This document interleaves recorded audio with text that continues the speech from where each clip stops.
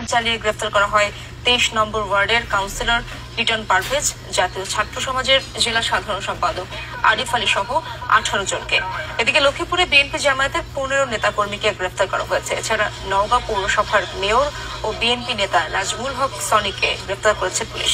ব্রাহ্মণবাড়িয়ায় নাশকতার অভিযোগে বিএনপি জামায়াতের 15 নেতাকর্মীকে গ্রেফতার করা হয়েছে। আমরা তো মনে করি যে আসলে এগুলি কোনো সুস্থ বুদ্ধিসম্পন্ন মানুষের হতে পারে না। অত্যন্ত দুর্ভাগ্যজনক হলেও সত্য যে এদের রাজনৈতিক পরিচয় আছে, কারণ আমরা চিহ্নিত রাজনৈতিক দলের কয়েকজন নেতা কর্মীকে দেখেছি তারা এই সংঘর্ষের নেতৃত্ব দিয়েছে, উস্কানি দিয়েছে, ব্যক্তিগতভাবে উপস্থিত থেকে জ্বালাও পোড়াওয়ের একেবারে সামনে সারিতে থেকেছে। গত কয়েকদিনে বিএনপি জামায়াতের তাণ্ডবে বিদ্যুৎ খাতে প্রায় 1000 কোটি টাকা ক্ষতি হয়েছে বলে জানিয়েছেন বিদ্যুৎ ও জ্বালানি প্রতিমন্ত্রী নসরুল হামিদ। সকালে বিদ্যুৎ ভবনে এক ব্রিফিং এ প্রতিমন্ত্রী বলেন, বিদ্যুতের বিভিন্ন অফিস উপকেন্দ্রে আক্রমণ করা হয়েছে। 1,40,00,000 প্রিপেড মিটারের আওতাধীন মহাখালী ডাটা সেন্টার জ্বালিয়ে দেওয়া হয়েছে।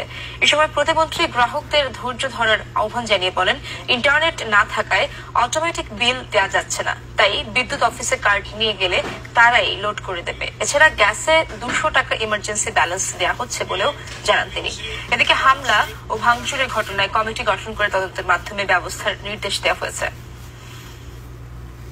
শিক্ষার্থীরা আন্দোলন করছিল, তারকে পুঁজি করে এই বিএনপি জামাত এবং সন্ত্রাসীরা যে নৈরাজ্য সৃষ্টি করেছে সম্পূর্ণভাবে সাধারণ মানুষের উপর পড়েছে। তারা আমাদের মেট্রো রেলের স্টেশন জ্বালিয়ে দিয়েছে, হাজার হাজার কোটি টাকার ক্ষতি করল।